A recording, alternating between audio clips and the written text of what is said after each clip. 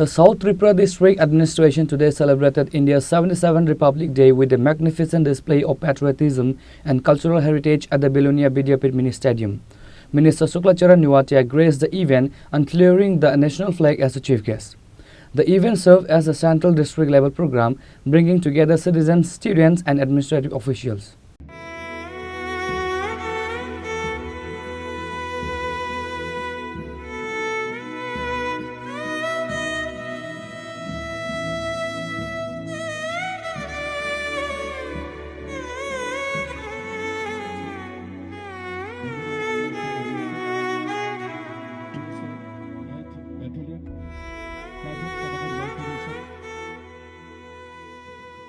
The minister unfurled the national flag at the stadium, followed by the singing of the national anthem. He then inspected a vibrant parade and took the salute from various contingents, including the Tripura Police, the SR, and school students. In his Republic Day address, Minister Nuatia emphasized the state's progress in social welfare and tribal empowerment. সেই সাথে এই মহতি দিনে দেশের অগণিত বীর শহীদের স্মৃতির প্রতি গভীর শ্রদ্ধা নিবেদন করছি, যাদের রক্তের বিনিময়ে আমরা পেয়েছি স্বাধীন এবং প্রজাতান্ত্রিক ভারতবর্ষ। পাশাপাশি আন্তরিক ভালোবাসা ও শুভেচ্ছা জানাচ্ছি দেশের বীর জওয়ানদের, যারা ভারতবর্ষের অখণ্ডতা বজায় রাখার জন্য অত্যন্ত প্রহরীর কাজ করে যাচ্ছেন।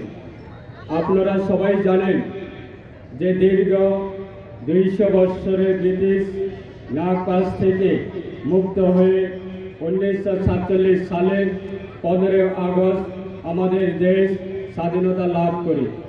কিছু স্বাধীনতা লাভের পর যে প্রশ্নটি দেশের নেতাদের সামনে আসে তা হলো আমাদের দেশ কিভাবে পরিচালিত হবে, তার জন্য লিখিত কোনো আইন প্রণয়ন করা।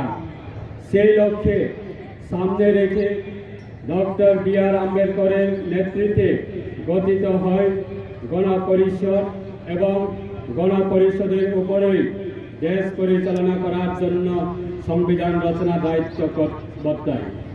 1950 সালে 26শে জানুয়ারি গণপরিষদ কর্তৃক রচিত সংবিধানটি দেশবাসী তথা জাতির উদ্দেশ্য উৎসর্গ করা হয়। সেই সাথে প্রত্যেক বছর আমরা এই দিনটিকে প্রজাতন্ত্র দিবস রূপে পালন করে আসছি। The program was organized under the guidance of the South Tripura District Administration. Notable dignitaries in attendance included Sri Mohammad Sajjad PIS District Magistrate and Collector South Tripura, senior officials from the South Tripura Police and various line departments, local representatives and prominent social leaders of Vilonia. Reported by Vikram from Santir Bazar, Chinikhorang.